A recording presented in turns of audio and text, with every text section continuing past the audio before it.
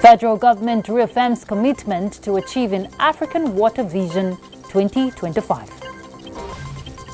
Plus, United Kingdom promises more support to Ukraine.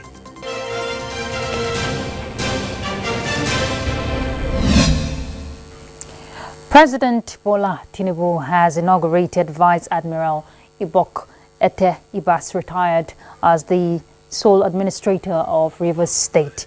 This follows the state of emergency the president declared in Rivers State and the consequent suspension of the governor, Siminalayi Fubara, and his deputy, Ngozi Odu.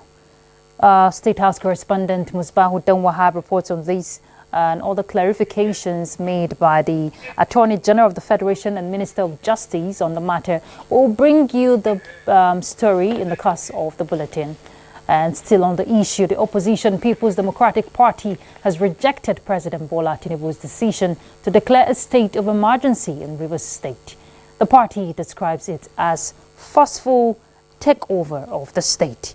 The PDP, in a statement by its National Publicity Secretary, Debo Ologunagba, says the president's action is a violation of the 1999 Constitution. He alleges that the president is attempting to override the Constitution and undermine the votes and will of Rivers people by appointing an administrator. Similarly, former Vice President, Atiku Abubakar has condemned the declaration of a state of emergency in Rivers State. He describes it as politically motivated and a dangerous regression into violent unrest in the Niger Delta. In a statement issued in Abuja, the former vice president stated that the security breaches, including recent destruction of national infrastructure in Rivers, are a direct consequence of lack of supervision by government at the center. Also, the People's Democratic Party's Governors Forum has described President Tinubu's declaration of a state of emergency in Rivers State as biased and divisive. The forum, led by Bauchi State Governor Bala Mohammed, in a statement issued in Abuja, criticized the president's silence regarding the FCT minister's active involvement in the state crisis. Following the proclamation of the state of emergency in Rivers State by President Bola Tinubu, attention has shifted to the National Assembly for its approval in line with the constitutional requirements. National Assembly correspondent Lami Ali will now tell us how proceedings unfolded this Wednesday in the Senate in the wake of the executive order. Well, as anticipated, the motion on the declaration of the state of emergency in Rivers State by President Bola Tinubu was listed today in the order paper for consideration at plenary in the Senate. But at the commencement of plenary, it was actually the first motion in the order paper. The leader of the Senate announced that it was going to be stepped down until 3 p.m. Subsequently, in the course of plenary, it was shifted for consideration to the next legislative date.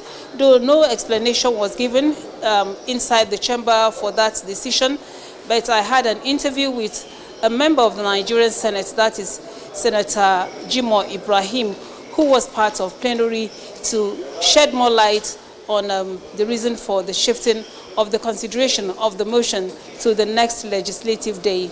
Matters were brought today, and that's the beauty of the Senate.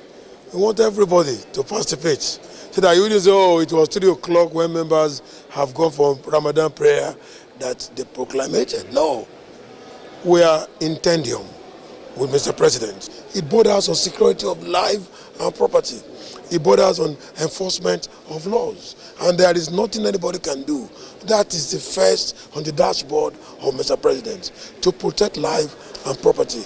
And anything short of that is unacceptable. And let me tell you, he didn't demolish democratic structure. He said suspension for the first 6 months does not amount to demolition. The governor is still the governor, except that he's suspended from office in order to restore peace and ensure the security of life and property. As provided in Section 305 of the Constitution, both chambers of the National Assembly are required to approve the proclamation by a 2/3 majority. Senate has in the meantime approved the appointees of President Tinubu as members of the Police Service Commission.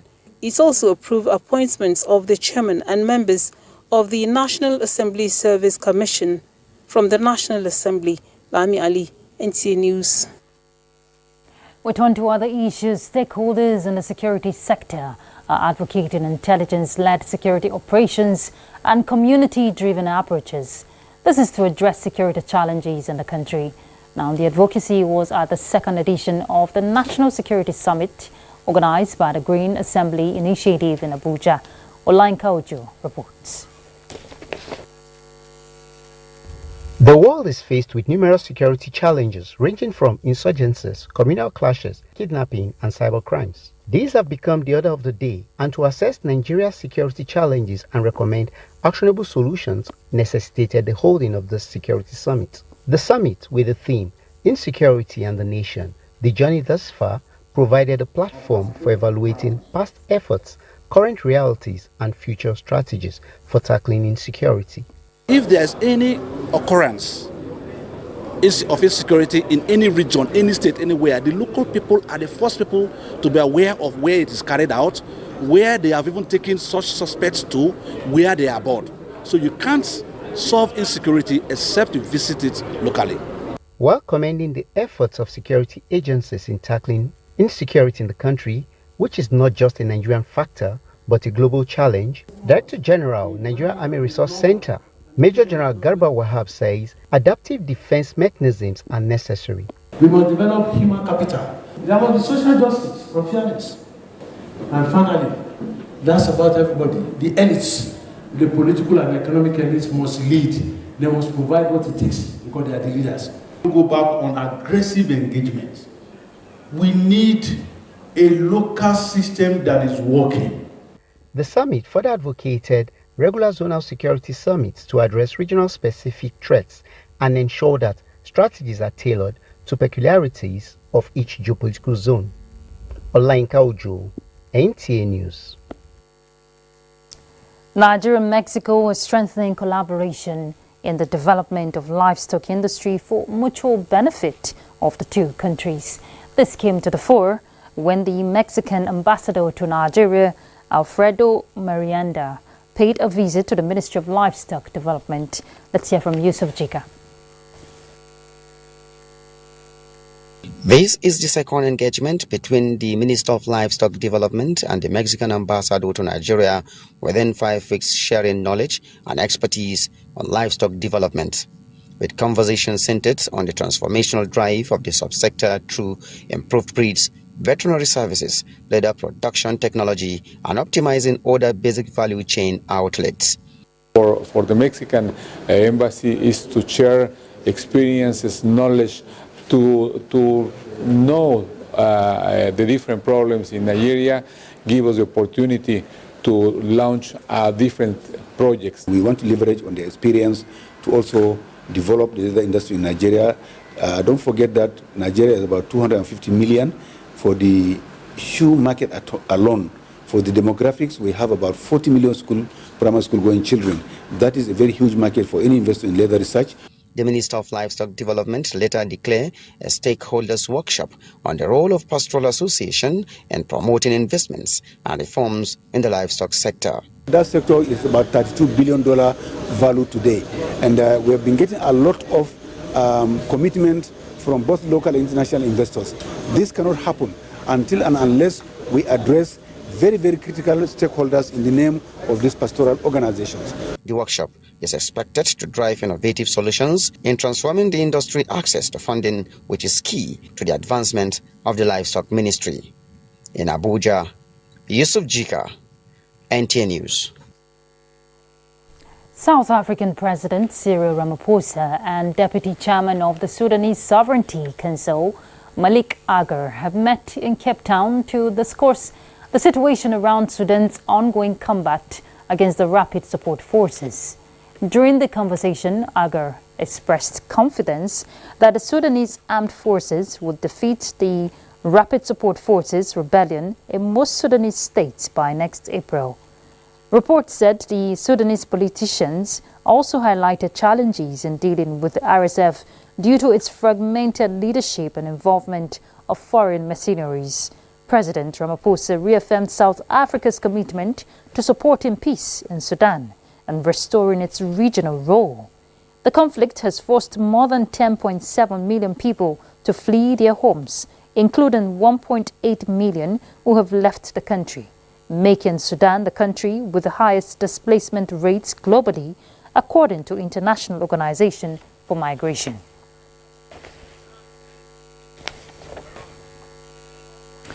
UK Prime Minister Keir Starmer, in a virtual summit of Ukraine allies, says the coalition of the willing is now moving to an operational phase of practical planning.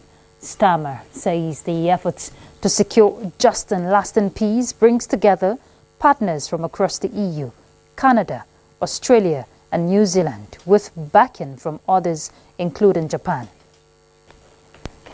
To President Zelensky to discuss progress that President Trump had made with Russia towards a ceasefire, and I took the opportunity to reaffirm our unwavering support to the people of Ukraine.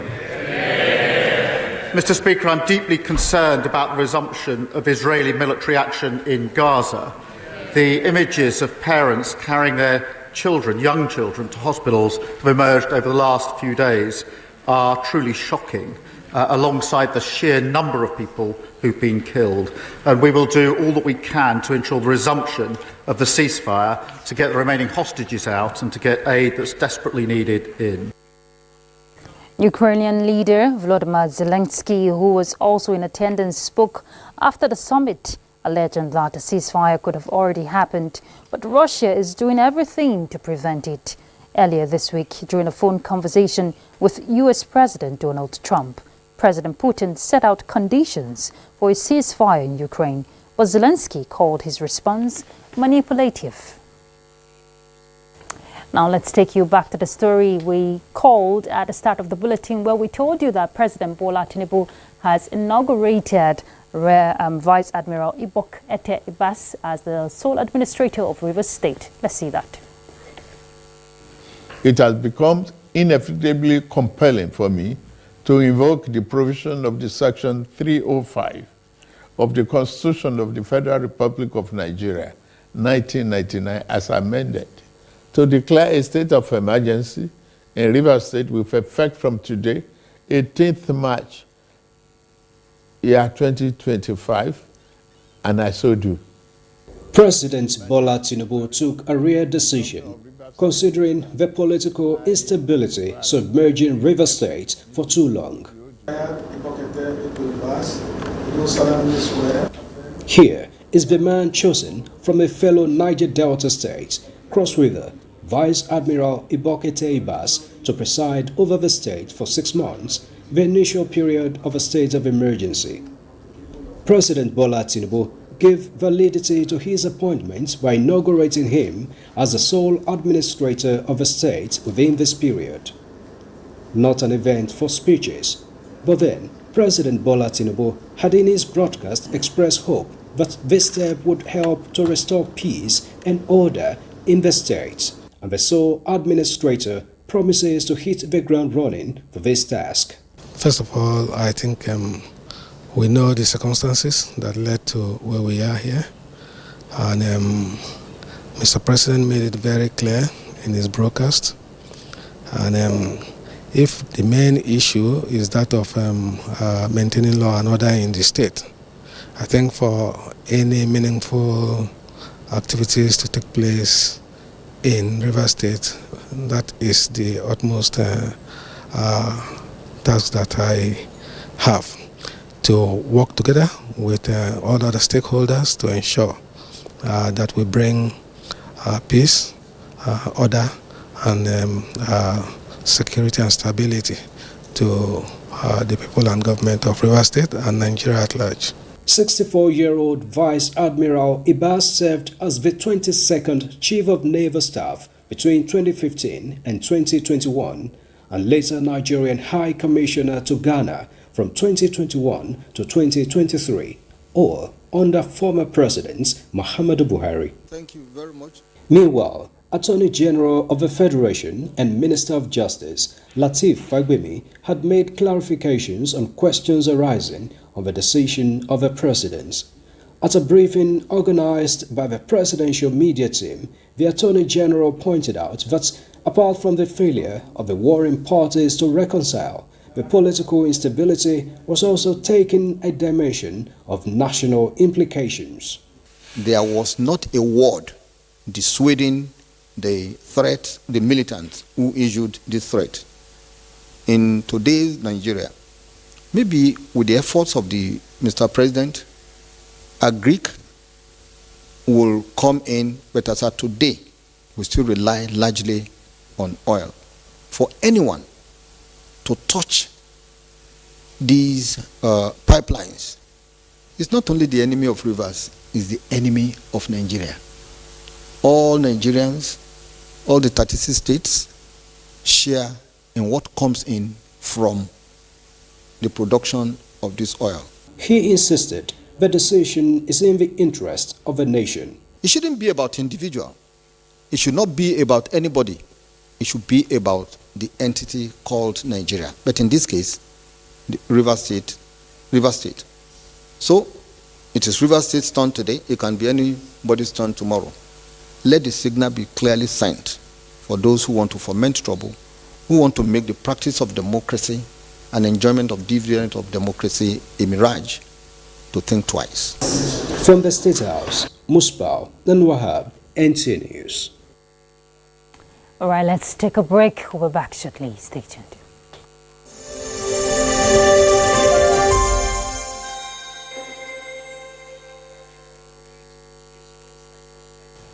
I am Oluremi Tinubu, the global and national Stop TB champion. Many people have asked why I've chosen to champion the fight against a disease like tuberculosis. My reason stems from a deep personal experience. I once had a friend who unfortunately fell ill and concealed the nature of his sickness until it was too late. Eventually, after he passed, we discovered he had tuberculosis. Sadly, due to the stigma and discrimination surrounding the disease, he would not speak up or seek for help. His death was a painful reminder that we could have intervened and saved a life if only we had known earlier. Tuberculosis is an airborne disease that primarily affects the lungs, but can also impact other parts of the body. Being airborne means anyone, regardless of their social economic status, can contract it. In Nigeria, one person dies of TB-related illness every 7 minutes, amounting to 206 deaths every day. Globally, one person succumbs to TB every 25 seconds, which is a staggering 3,456 lives lost daily. These deaths are entirely preventable because TB is curable if detected and treated early. If you or someone you know has been coughing for 2 weeks or more, coughing up blood, experiencing night sweats, or losing weight drastically, it might be TB. Please visit the nearest government hospital or primary health care center for proper diagnosis and treatment. TB treatment is free in all government and some private health facilities. Let us also remember not to stigmatize or discriminate against TB patients or those who have been treated for TB. Individuals who have been cured of TB cannot infect others. I call on all stakeholders, especially the private sector, to join us in the fight to end TB in Nigeria. Together, we can make a difference. Remember, TB anywhere is TB everywhere. End TB by 2030. Yes, we can.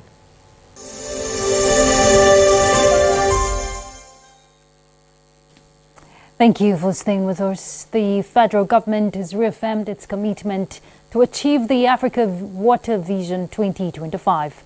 Nigeria's stance was made known by the Minister of Water Resources and Sanitation, Professor Joseph Utsev, at the West African Sub-Regional Ministerial Committee consultation meeting in Abuja. Usman Zubairu reported that the minister also tasked West African nations to intensify efforts towards realizing this vision. Africa is facing a worrying water crisis.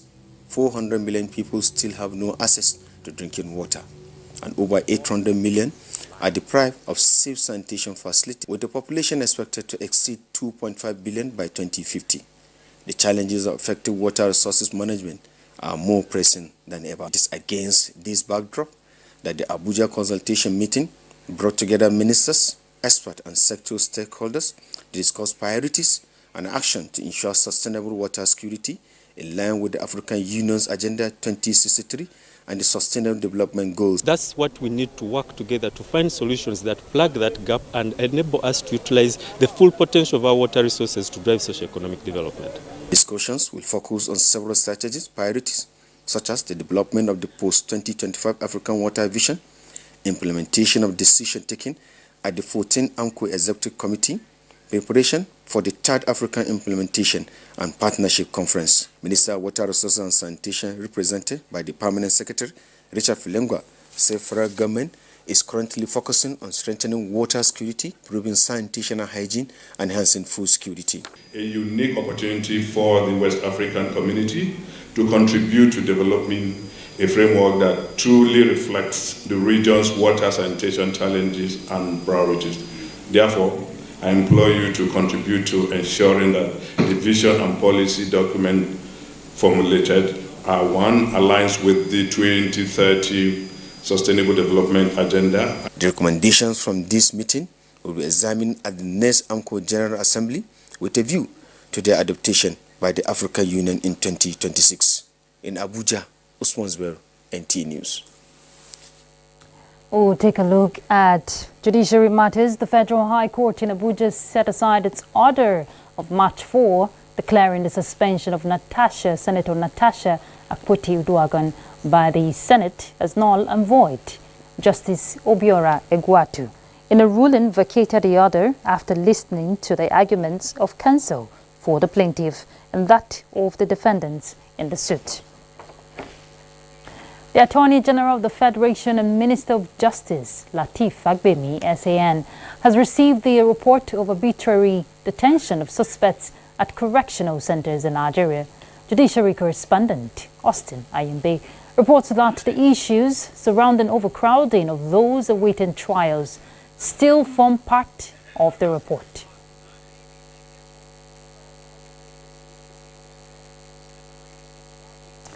Okay.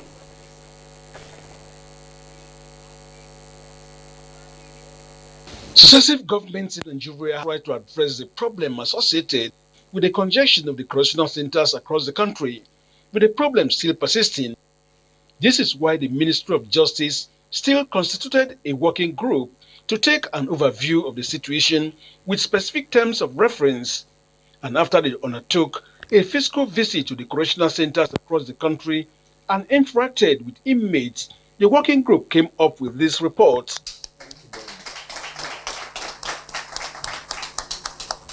Some of the issues highlighted from the report include cases of overcrowding of inmates, unnecessary long detention without trial, many inmates having no access to legal representation, and others battling with illnesses.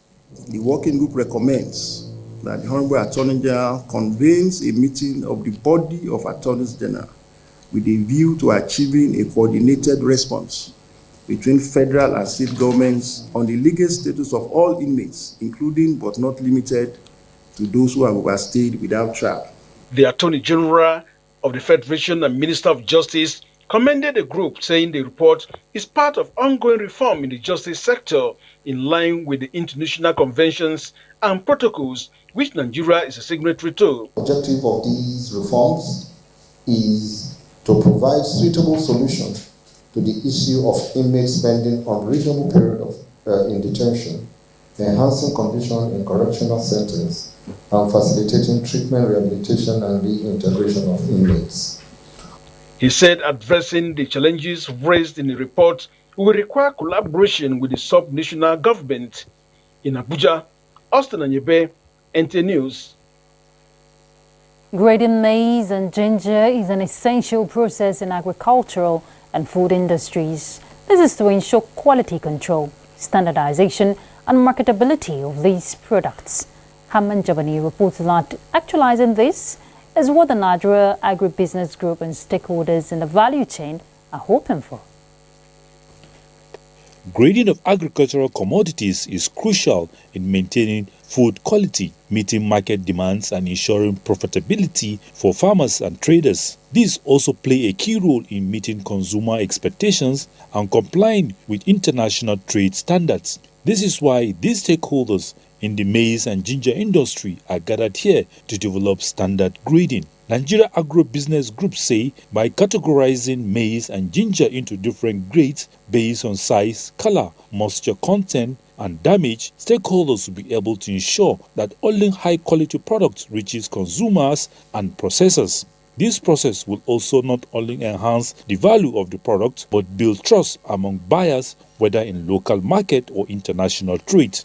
And that's why we are here, and that's why we are making a clarion call to everybody in Nigeria to embrace grading so that whatever they produce will get premium value in the market, internally and externally. So if we're able to develop these standards gradings for these two commodities, then for the rest it becomes easy, and we have a reference point that we can always look back on and develop similar models or similar grading standards for all the other commodities. In the long run, when we have standards, we have rules, we have regulations, we can now pinpoint the particular areas where we can now face for development. Farmers of these commodities, Standard Organization of Nigeria, Nigerian Commodity Exchange, Nigerian Agricultural Quarantine Service, and other stakeholders are of the view that grading will ensure compliance with standard, facilitating smoother trading and open up opportunities for farmers to tap into lucrative international markets while strengthening the entire value chain from production to consumption. Hamad Jabani, NTA News. And that concludes the news. Thank you for your time. I'm Ruth Aguele. My sign language interpreter is John Bamidele. Bye.